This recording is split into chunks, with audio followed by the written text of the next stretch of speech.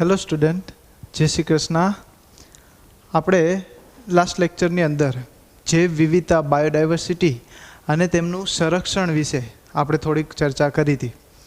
તો આ જૈવ વિવિધતા એના વિશે આપણે જોઈએ તો કે પૃથ્વી ઉપર આજે પુષ્કળ પ્રમાણમાં જુદી જુદી સ્પીસીઝ જોવા મળે છે. તો આ જે સ્પીસીઝ છે એ પૃથ્વી ઉપર કેટલી છે આપણે સામાન્ય રીતના જોઈએ તો કે જ્યાં જોઈએ ત્યાં ઘણા બધા નવા નવા સજીવો, ખાલી એક ચોમાસાની ઋતુ દરમિયાન આપણે અનેક જીવાતોને જોઈએ છીએ અને દર વખતે આપણે એવું કહેતા કે આવું તો ક્યારેય જોયું નથી. તો આવા અનેક કીટકો બરાબર છે અથવા તો અનેક સજીવોને આપણે નિહાળતા રહીએ છીએ. તો આજે આપણે બરાબર છે પૃથ્વી પર બરાબર છે જોવા મળતી કેટલીક જૈવ વૈવિધ્યતા વિશે વાત કરશું. પૃથ્વી પર જોવા મળતી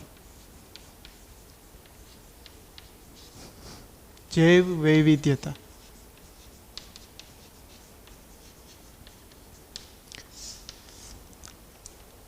પૃથ્વી ઉપર સામાન્ય રીતના જોવા જઈએ તો કે IUCN આ એક જે સંસ્થા છે જેના દ્વારા દર વર્ષે રેડ લિસ્ટ બહાર પાડવામાં આવે છે. જે પૃથ્વી ઉપર જે સજીવો છે એ સામાન્ય રીતના કેટલા પ્રમાણમાં કે જેમ કે ભયજનક છે બરાબર છે, ઇન્ડેન્જર સ્પીસીસ છે કે લુપ્તતા થવાની તૈયારીમાં છે કે લુપ્ત થઈ ગઈ છે, આવું બધું કાઉન્ટિંગ કરે છે કે પૃથ્વી ઉપર કેટલી વનસ્પતિ કે પ્રાણીઓના જે સજીવો છે એનું લિસ્ટ આઉટ કરે છે. તો આનું જે છે ખાસ કરીને નામ પૂછાઈ શકે છે IUCN બરાબર છે, ઇન્ટરનેશનલ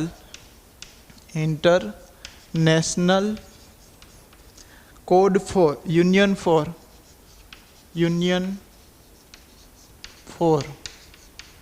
conservation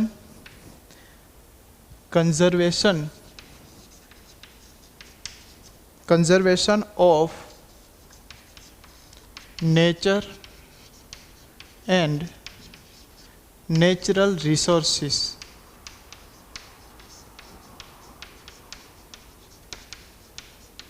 આ IUCN દ્વારા દર વર્ષે બરાબર છે કેટલીક જે છે લિસ્ટ આઉટ કરવામાં આવે છે કે કેટલી જાતિઓ લુપ્ત થઈ ગઈ છે, કેટલી લુપ્તતાને આરે છે, કેટલાને બચાવી શકીએ એમ છીએ. તો આ જે દર વર્ષે કાઉન્ટિંગ થાય કેટલી વનસ્પતિઓ અથવા તો પ્રાણીઓની શોધ થઈ છે. સામાન્ય રીતના આપણે એના અંદાજ મુજબ બરાબર છે સામાન્ય રીતના 15 થી 20 મિલિયન બરાબર છે જાતિઓની સામાન્ય રીતના શોધ થઈ ચૂકી છે. અને આ બધી જે કંઈ છે અંદાજિત જ છે, કારણ કે અત્યારે ઘણી બધી એવી જે છે એની આપણે તો શોધ જ નથી થઈ. કેટલાક પ્રદેશોમાં આપણે જઈ પણ નથી શક્યા. તો હજી કેટલીક જે છે આ સજીવોની શોધ બાકી છે. એટલા માટે આપણે એક અંદાજ જ મૂકીએ છીએ. તો સામાન્ય રીતના 1.5 મિલિયન કરતાં બરાબર છે સામાન્ય રીતના 1.5 મિલિયન કરતાં વધારે બરાબર છે સજીવો હોવાનો અંદાજ છે. સામાન્ય રીતના ઉષ્ણકટિબંધ બરાબર છે ઉષ્ણકટિબંધના ઉષ્ણકટિબંધની સાપેક્ષે જોઈએ તો સમશીતોષ્ણ પ્રદેશ સમશીતોષ્ણ કટિબંધના જંગલોમાં સામાન્ય રીતના વૈવિધ્યતાનું પ્રમાણ જે છે સમશીતોષ્ણ કટિબંધની અંદર સામાન્ય રીતના વૈવિધ્યતાનું પ્રમાણ કેવું છે સામાન્ય રીતના વધારે જોવા મળશે. કેમ તો કે સામાન્ય રીતના જે છે આ પ્રદેશો જે છે એ ઉચ્ચ કક્ષાએ જુદી જુદી રીતના જેમ કે સૌર વિકિરણોની પ્રાપ્તિના બધા ઘણા બધા રિજિયન છે જેને લીધે ત્યાં વૈવિધ્યતાનું પ્રમાણ કેવું જોવા મળે છે ખૂબ જ વધારે જોવા મળે છે. તો આવી રીતના બરાબર છે કેટલાક જે છે આપણે કહી શકીએ કે પૃથ્વી ઉપર જે છે જૈવ વૈવિધ્યતાનું પ્રમાણ વધારે છે. એક રોબર્ટ મે નામના સાયન્ટિસ્ટ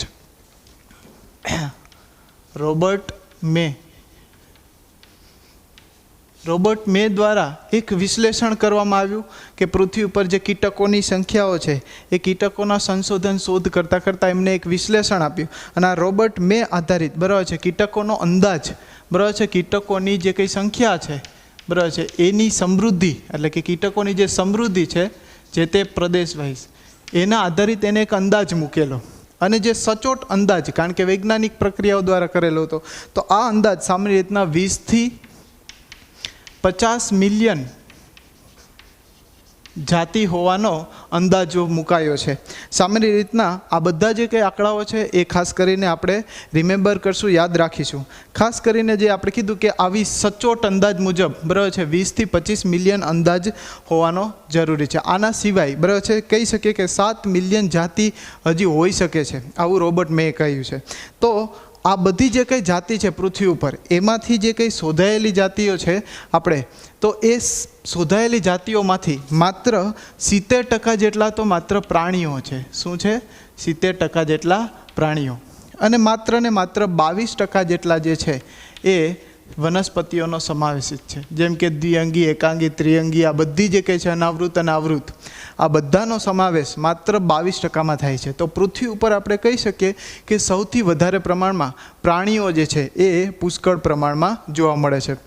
તો એમાં પણ 70%માંથી મેક્સિમમ પ્રજાતિ બરાબર છે, પ્રાણીઓના જે સમુદાય છે એમાંથી મેક્સિમમ જોઈએ તો સૌથી મોટો બરાબર છે, પ્રાણીમાં પણ સૌથી મોટો સમુદાય બરાબર છે એ કીટકોનો છે।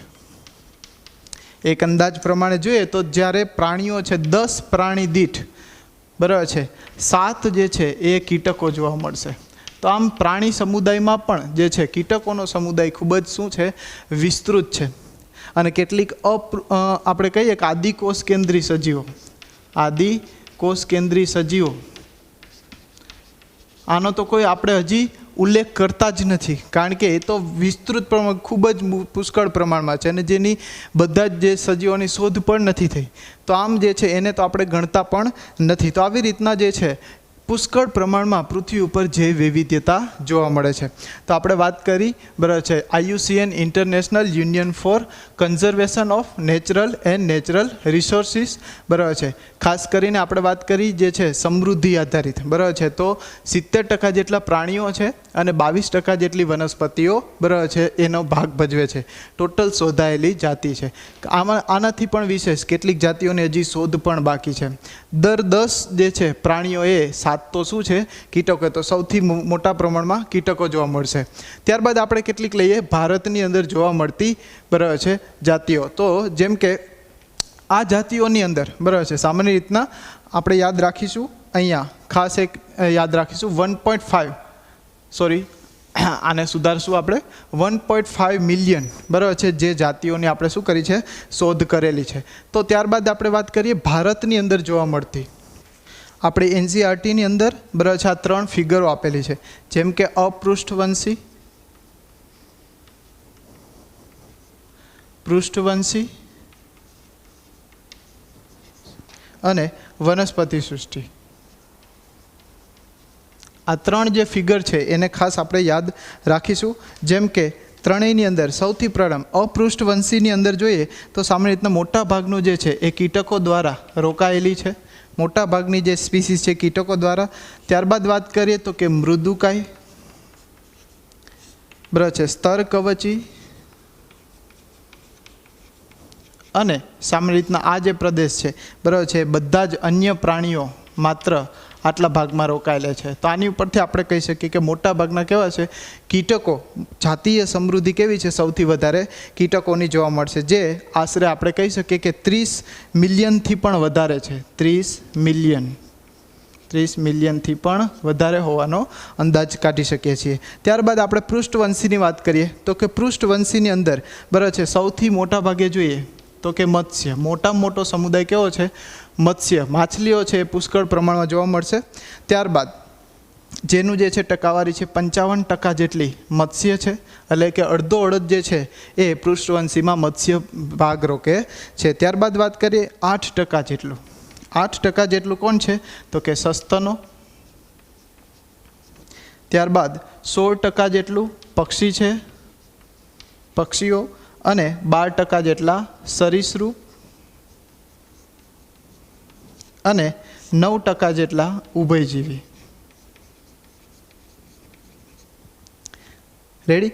તો ખાસ કરીને ઉભયજીવી અને સરીસૃપ આ બંને અહીંયા યાદ રાખીશું। 9% જેટલા કેટલા છે? ઉભયજીવી, 12% જેટલા સરીસૃપ, અને સસ્તનો અને પક્ષીઓ સામાન્ય રીતના 8% જેટલા સસ્તનો છે અને 16% જેટલા પક્ષીઓ છે। તો આ પૃષ્ઠવંશીની બરાબર છે પ્રજાતિઓની આપણે વાત કરી।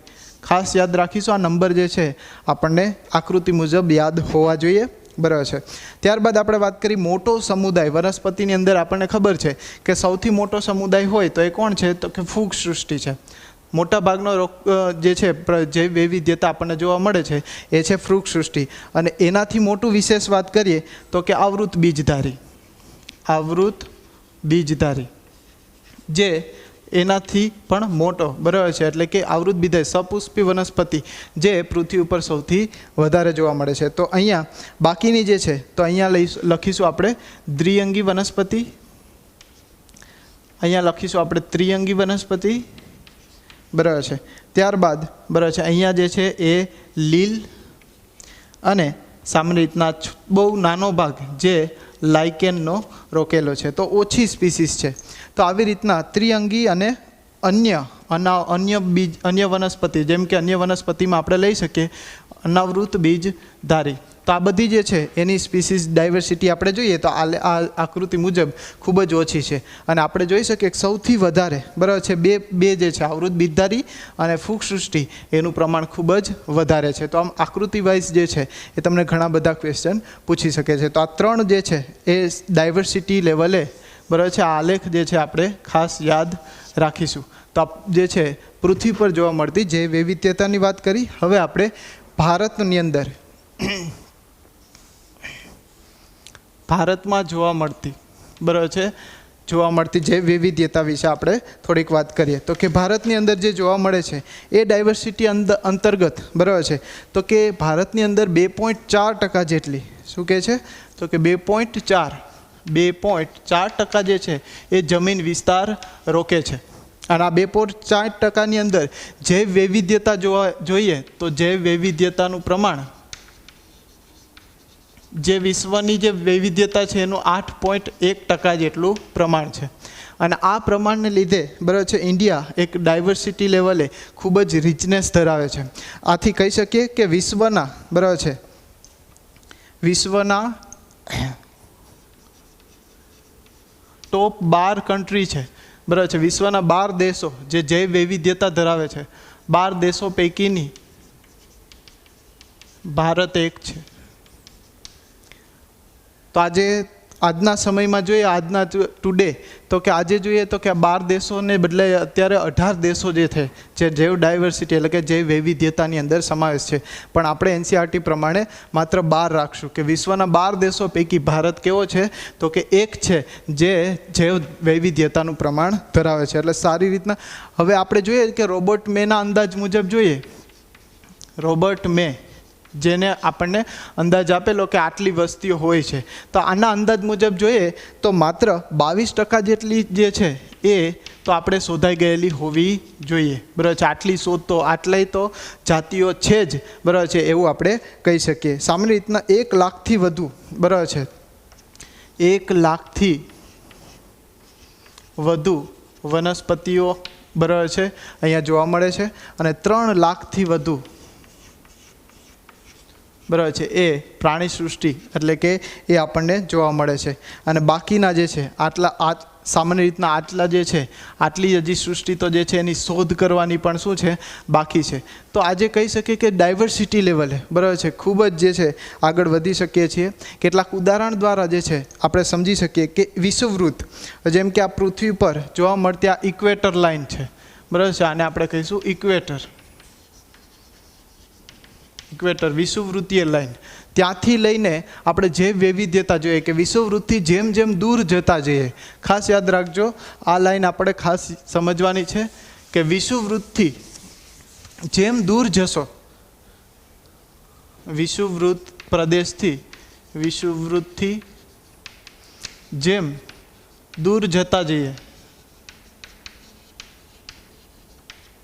તેમ જે વૈવિધ્યતા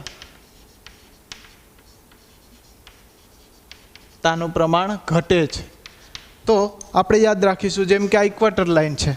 ત્યારબાદ જોઈએ તો બંને બાજુએ, બરાબર છે, અહીંયા 23½ નોટ્સ, અહીંયા નોર્થ પોલ, એવી રીતના અહીંયા સાઉથ પોલ લઈશું, બરાબર છે, 66½ સાઉથ પોલ, 66½ નોર્થ પોલ.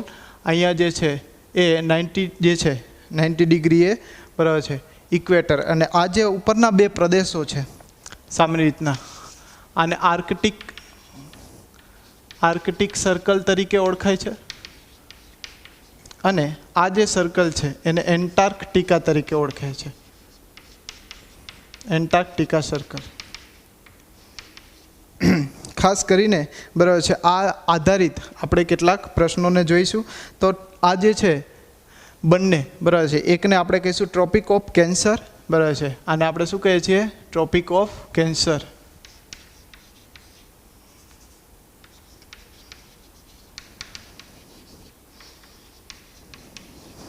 અને આ લાઈન છે જેને આપણે ટ્રોપિક ઓફ કેપ્રિકોર્ન. તો આવી રીતના બરાબર છે ઇક્વેટરની જેમ જેમ આપણે દૂર જતા જઈશું. હવે અહીંયા એક એક્ઝામ્પલ દ્વારા આપણે સમજીશું, જેમ કે પક્ષીઓની વિવિધ જાતો, પક્ષીની જાતો એને આપણે ધ્યાનમાં લઈએ છીએ. તો આ પક્ષીઓની જાતોને એક એક્ઝામ્પલ દ્વારા સમજીએ કે ઇક્વેટર લાઇનથી બરાબર છે જેમ જેમ દૂર જઈએ, જેમ કે અહીંથી આપણે આમ જઈશું બરાબર છે તો જૈવ વૈવિધ્યતા ઘટે છે, અને આમથી જેમ આમ આવશું બરાબર છે એમ શું થશે વધે, જૈવ વૈવિધ્યતાનું પ્રમાણ વધે. તો એને સમજવા માટે આપણે જોઈએ જેમ કે આ પ્રદેશ છે એ વિષુવવૃત્તથી એકદમ નજીક છે, જે પ્રદેશ કહેવાય છે કોલંબિયા તરીકે, કોલંબિયા. તો આ કોલંબિયામાં બરાબર છે પક્ષીની જે જાતો છે એ સામાન્ય રીતના 1400 જેટલી છે. કેટલી છે? 1400. તો આ 1400 જેટલી બરાબર છે કોલંબિયાની એક પ્રજાતિ છે, એટલે કે કોલંબિયામાં પક્ષીઓની જાતિ છે. ત્યાંથી થોડાક દૂર જઈએ બરાબર છે એટલે કે ન્યુયોર્કમાં યુએસએના બરાબર છે તટ વિસ્તારની અંદર જોઈએ તો ન્યુયોર્કની અંદર બરાબર છે ત્યાં 105 જે છે પક્ષીઓની જાતિ જોવા મળે છે. એનાથી આગળ જઈએ બરાબર છે તો આ છે ગ્રીનલેન્ડ. તો આ ગ્રીનલેન્ડ ઉપર જ્યારે જઈએ છીએ બરાબર છે ત્યારે સામાન્ય રીતના પક્ષીઓની જાતિ જે 56 જાતિ આપણને જોવા મળે છે. તો ખાસ કરીને આપણે આ આંકડાકીય માહિતીને યાદ રાખીશું બરાબર છે. સામાન્ય રીતના 0 ડિગ્રીએ બરાબર છે કોલંબિયા વિષુવવૃત્તિ, 0થી આપણે આગળ જતા જઈશું એમ 41 નોર્થ તે ન્યુયોર્ક આવશે, અને 71 નોર્થ ગ્રીનલેન્ડની હાજરી બતાવશે. તો આ ખાસ યાદ રાખીએ. ગ્રીનલેન્ડ છે એમાં જેમ જેમ તો આપણે જેમ જેમ વિષુવવૃત્તિ ઉપર જતા ગયા બરાબર છે, આપણે કોલંબિયા કીધું, ન્યુયોર્ક અને ગ્રીનલેન્ડ, આમ જેમ જેમ ઉપર જશો તેમ ડાયવર્સિટીનો શું થાય છે લોસ થતો જાય છે. એવી જ રીતના સામાન્ય રીતના ઇક્વાડોર બરાબર છે, ઇક્વાડોરની સાપેક્ષે આપણે એક્ઝામ્પલ લઈએ, જેમ કે આ 3 એક્ઝામ્પલ આપણે વાત કરી. એવી રીતના આ જે છે પ્રદેશ એને ઇક્વાડોર તરીકે ઓળખવામાં આવે છે, ઇક્વાડોર. તો વિષુવવૃત્તિ જે નજીક છે બરાબર છે, વિષુવવૃત્તિ નજીક કયો પ્રદેશ છે? ઇક્વાડોર. તો ઇક્વાડોર જે છે એની જે જાતિ સમૃદ્ધિ છે એ યુએસએના મિડવેસ્ટ જે છે એના જંગલો કરતાં બરાબર છે એની જાતિનું પ્રમાણ કેવું છે 10 ગણી વધારે છે. તો યુએસએના પ્રદેશો કરતાં બરાબર છે ઇક્વાડોરની કેટલી છે? ઇક્વાડોરની 10 ગણી વધારે છે. તો અહીંયા જેમ જેમ આપણે કહીએ છીએ કે વિષુવવૃત્ત નજીકના જે પ્રદેશો છે ત્યાં આપણે સામાન્ય રીતના ડાયવર્સિટી રિચનેસ જોવા મળે છે. ખાસ કરીને આ પ્રદેશ કહીએ, આખો પ્રદેશ છે એમાં સામાન્ય રીતના શું છે તો કે જે વૈવિધ્યતાનું પ્રમાણ ખૂબ જ વધારે જોવા મળશે. એવી રીતના અહીંયા જે છે ભારત, વિષુવવૃત્તિ જે નજીક જે છે ભારત એટલે કે ઇન્ડિયા, તો ઇન્ડિયાની અંદર પણ સામાન્ય રીતના ઇન્ડિયાની અંદર 1200 જેટલી પક્ષીની જાતો જોવા મળે છે. તો ઇન્ડિયાની અંદર 1200 જેટલી પક્ષીઓની જાતિઓ જોવા મળે છે. તો આવી રીતના જેમ જેમ આપણે જે વિષુવવૃત્તથી જેમ દૂર જઈએ છીએ એમ ડાયવર્સિટી લોસ થાય છે. તો આનું રીઝન શું છે તો કે અહીંયા જે સૌર વિકિરણો બરાબર છે પડે છે, સૂર્યના કિરણો આ પ્રદેશમાં ખૂબ જ વિસ્તૃત પ્રમાણમાં મળે છે. હવે આપણને ખબર છે કે વનસ્પતિને પ્રકાશ સંશ્લેષણ માટે બરાબર છે સૂર્ય ઉર્જા ખૂબ જ જરૂરી છે. સૂર્ય ઉર્જા મળશે તો વનસ્પતિની ઉત્પાદકતામાં વધારો થશે, અને જો આ ઉત્પાદકતા વધશે તો જ એની આહાર શૃંખલાને આહાર ઝાડને બધી જે છે સાયકલ જળવાઈ રહેશે, અને તેમ તેમ નવા સજીવો બરાબર છે એ ત્યાં જોવા મળશે. તો આમ જેમ બરાબર છે સૌર વિકિરણો મળશે એમ ત્યાં ડાયવર્સિટીનું પ્રમાણ કેવું થશે? વધતું જાય છે. તો આની ઉપરથી કહી શકીએ બરાબર છે, એક પ્રશ્ન છે કે વિષુવવૃત્તમાં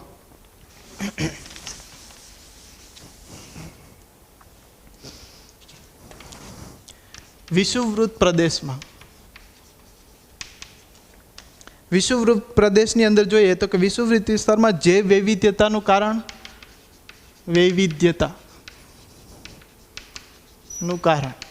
બરાબર છે. શા માટે ત્યાં વધારે ડાયવર્સિટી જોવા મળે છે?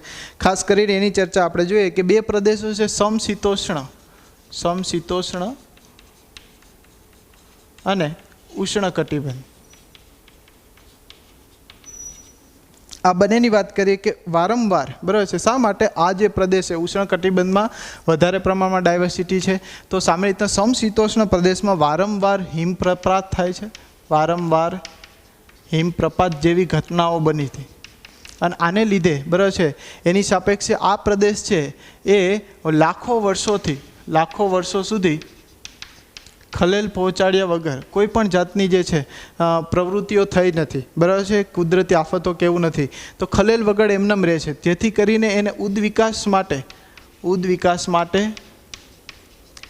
જરૂરી સમય મળી ગયો છે, અને આ જરૂરી જે સમય છે એને લીધે એની ત્યાં ડાયવર્સિટીનું પ્રમાણ કેવું છે? ખૂબ જ વધારે જોવા મળે છે. આ ઉપરાંત જોઈએ તો કે અહીંયા ઓછામાં ઓછા મૌસમિક પરિવર્તનો બરાબર છે. એક સ્થિર એન્વાયરમેન્ટ જે છે એ જળવાઈ રહે છે, કન્ટિન્યુ માની લો કે ચેન્જીસ થાય, ક્યારેક ફૂલ ઠંડી પડે, ક્યારેક ગમે ત્યારે વરસાદ પડે, ગમે ત્યારે ડ્રાય સિઝન આવે, તો આવી કોઈ રચના જોવા મળતી, એક કમ્પ્લીટલી બરાબર છે એક સ્ટેબલ ઇકોસિસ્ટમ છે, સ્થિર વાતાવરણ જોવા મળે છે, એટલે ત્યાં જૈવ વિવિધતાનું પ્રમાણ કેવું છે? વધારે છે. અને ત્રીજું આપણે કહીશું સૌર ઉર્જાની પ્રાપ્તિ. તો આ સૌર ઉર્જાની પ્રાપ્તિને લીધે બરાબર છે આપણે કીધું કે ઉત્પાદકતા શું થશે? વધશે. ઉત્પાદકતા વધે, અને ઉત્પાદકતા વધે એટલે ત્યાં વૈવિધ્યતાનું પ્રમાણ પણ શું થાય છે? વધે છે. તો આવી રીતના આપણે યાદ રાખીશું કે આ જે છે સ્થિર એન્વાયરમેન્ટ છે, અને એને લીધે ત્યાં ભવિષ્ય ભાખવા યોગ એટલે કે ત્યાં ફ્યુચરમાં તમે ડિસાઇડ કરી શકો કે હાલની જે એન્વાયરમેન્ટ છે એ મુજબ આનો ગ્રોથ રેટ આટલો છે, તો ફ્યુચરમાં અહીંયા આ પ્રદેશમાં આવી રીતના વૃદ્ધિ થઈ શકે છે. તો આવું ભવિષ્ય ભાખવા યોગ્ય બરાબર છે આ રચના આપણે જોઈ શકીએ છીએ, એટલે કે આપણે નક્કી કરી શકીએ છીએ કે આ પ્રદેશની અંદર કેટલો ઇવોલ્યુશનરી એટલે કે ઉદ્વિકાસ થશે, બરાબર છે. તો આ જે આપણે વાત કરી જેના પ્રમાણમાં અક્ષાંશીય ઢોળાંશ આધારિત, જેમ આપણે કીધું કે આ અક્ષાંશીય ઢોળાંશ આધારિત જૈવ વૈવિધ્યતાનું પ્રમાણ વધે છે અને ઘટે છે. ખાસ યાદ રાખજો, વિષુવવૃત્તથી જેમ દૂર જઈએ એમ જૈવ વિવિધતા ઘટે છે, અને વિષુવવૃત્ત નજીક આવો એમ જૈવ વૈવિધ્યતાનું પ્રમાણ શું થાય છે? વધે છે. તો આવી રીતના આપણે જૈવ વૈવિધ્યતાનું એક પરિણામ એટલે કે પરિમાપ જોયું કે અક્ષાંશીય આધારિત આવી રીતના સ્પીસીઝ એરિયા રિલેશનશિપ બરાબર છે, જાતિ અને એરિયા સાથેનો જે સંબંધ છે બરાબર છે, એને આપણે નેક્સ્ટ લેક્ચરની અંદર અભ્યાસ કરીશું. Thank you so much.